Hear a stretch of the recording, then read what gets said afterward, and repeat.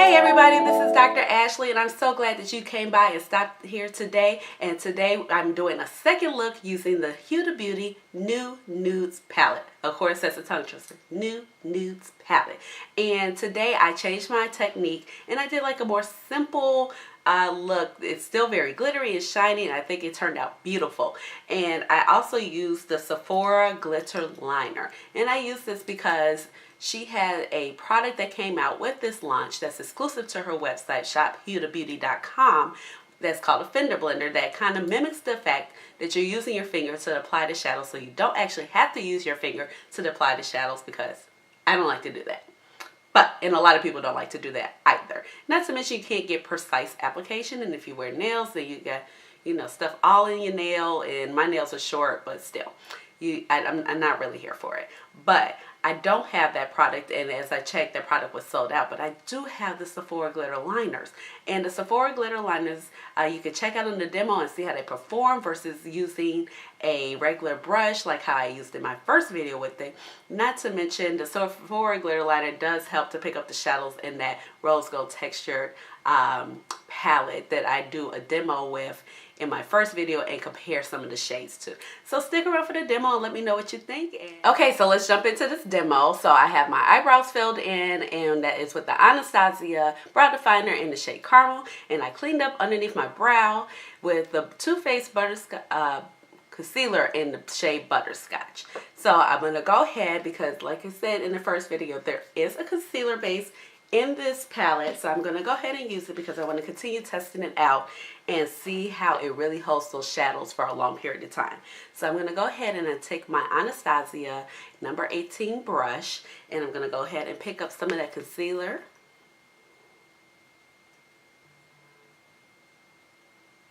Like so, and I'm just putting it on the brush, and I'm just going to put it all over my eyelid. Now last time I kind of had to go in with my finger. I might have to do that a little bit also. But first I just want to get like a good layer down.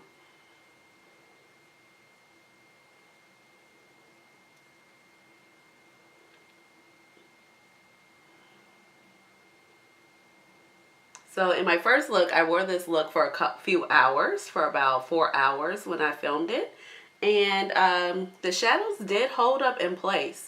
So I want to know how it's going to hold up for a full like 8 hours.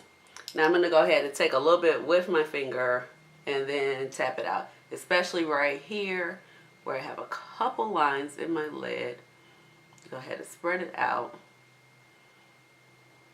and make sure it's evenly distributed across my eyelid.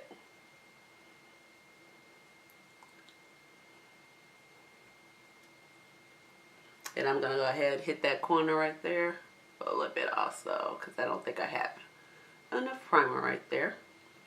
Okay, so today I'm going in with a more simple look, and I'm going to go ahead and start with my Sephora Pro brush, and this is the number 10 brush. It's a fluffy blending brush, and I'm going to go ahead and I'm going to start with the shade, I'm going to use a little different shade. I'm going to start with the shade Tickle right here, just so we can get some ideas of how this palette looks. And tap off the excess. I've noticed like it's not so much excess coming off with this palette, and I think it's because of the oils that she put in this palette. They're really blending out very well. I mean, you do get a little bit of kick up in the pan, but not a whole lot from what I've noticed. They're not powdery kick up, and it's just a little bit where you could just dip right back on in and get it going. Unfortunately, I do see I have a piece of glitter. I washed my brushes last night, but it must have been like a piece of glitter maybe in the eyeshadow. So that is kind of like a downside, because I'm using the shade Tickle right here, and then this glitter shade is right there. So that is somewhat of a downside. I kind of wish that she would put the glitter shades actually at the bottom, and that would keep it from having all that transfer. Okay, so now I'm going to go in using the same brush, and I'm going to take the shade Spanked, and I have not used that shade yet. It's a little bit deeper plum. Tapping off the excess. As you see, nothing's really flying off, and I'm just going to kind of work it down a little bit And this shade is actually layering over that other shade pretty nicely. Yeah, and the other palette, which is the Desert Dust palette, that glitter shade Cosmo is actually at the bottom, which makes more sense. I mean, when you look at the palette aesthetically, it's very aesthetically pleasing in terms of the layout. But in terms of functionality, when you have, you know, these type of shades, glittery that can kind of just fly over to the other shadows, you do have somewhat of an issue.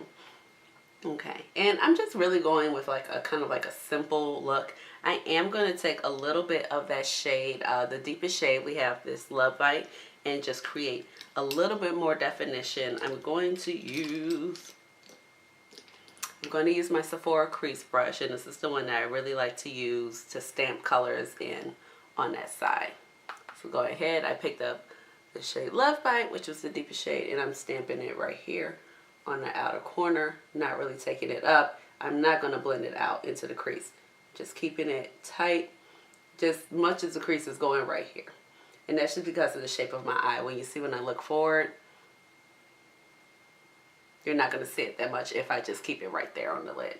So I do have to bring it up just to create that dimension. But I'm not going to drag the color over. I'm just going to make sure I feather out the edges. Okay, and now I did say I wanted to use the Sephora glitter liners for this look so I can see how these shades apply, because you know she did come out with like a fender blender, which is the same concept as the Sephora glitter liners. Okay, so now I have my Sephora glitter liner, and you know it looks like this. I have talked about this in a couple of videos. If you look at my video that's based on the reviews, where I do a full review of like the ColourPop Good Sport and the Huda Beauty Ruby and Sapphire sessions, I talk about these liners as something you could possibly pick up because the Sephora sale was around the corner.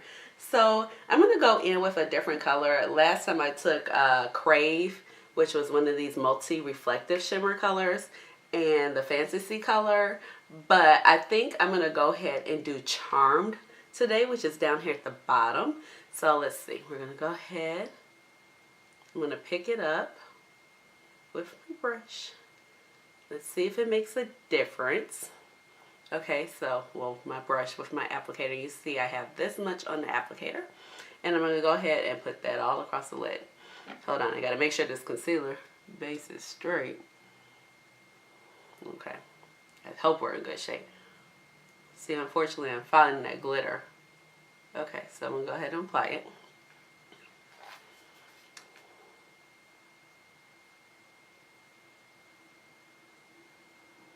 Okay, and I think I had a little bit too much on my brush because now I have fallout. Just knocking it off my eyelashes. I can take care of my face in a moment. Yeah, I had a bigger chunk right there, so let's see. Okay, let's smooth it out. Okay. I mean, you do pick up a lot. I wouldn't necessarily say it's better, but you do pick up a whole lot. And I'm just putting that all over the lid, bringing it up into the crease, kind of emulating like I did a cut crease.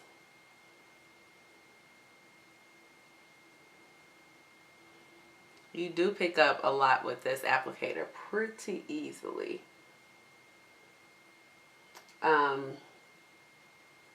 But if you don't prefer to get this applicator, at least at this moment, I would say that you can definitely use a brush. And the brush I recommend would be like something like a MAC 217 or something equivalent like this. Like this is an Anastasia 18. Picks it up very well. Even ColourPop has a brush that's similar to it. And it looks like this. And ColourPop does not have a name on it. But I think it's also meant to kind of use with their Super Shock shadows. So that's why it works well for this. So I'm just going to kind of pat that in just a tiny bit. But the color looks very foiled and pretty. So that's not a bad thing. Like I said, I have fallout. I think a lot of that is because I just generally picked up a little bit too much. And then I'm going to just kind of flip the applicator around to the cleaner side, and I'm going to pick up the shade Daydream. And that's another one of the multi-reflective shadows that I have not used. I picked up a tiny bit, as you can see, on this side.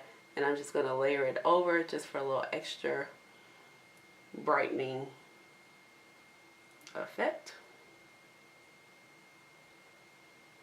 Okay, I'm going to go ahead and do the other eye, and I'll be right back. Okay, I'm back. I did the other eye, did the finishing touches of my makeup, and I used the Huda Beauty. This is a little mini liquid lipstick, and this is the shade Material Girl. I bought this in the burgundy/red mini collection set. So overall, I'm very pleased with this look. I think it came out great. It was very easy to achieve. If you're thinking about picking up the Fender Bender, that's exclusively to her website, which is shophudabeauty.com. But my Sephora glitter liner worked very well for applying this look. If you don't want to purchase this either, like I said before, like the ColourPop brush. Okay, so like I said, like the ColourPop brush, there's something like this smooth synthetic material, or like an Anastasia number 18 brush or a MAC 217 will also pick up these shadows very well. If not, you know, you can use your finger. They're very, very smooth. They do not react like how those shadows were in the textured rose gold shadow. I mean, they are very multi-reflective. Look at my eyes. I mean, the mattes go on smooth. So far, I am very impressed. However, I think this palette is going to get messy.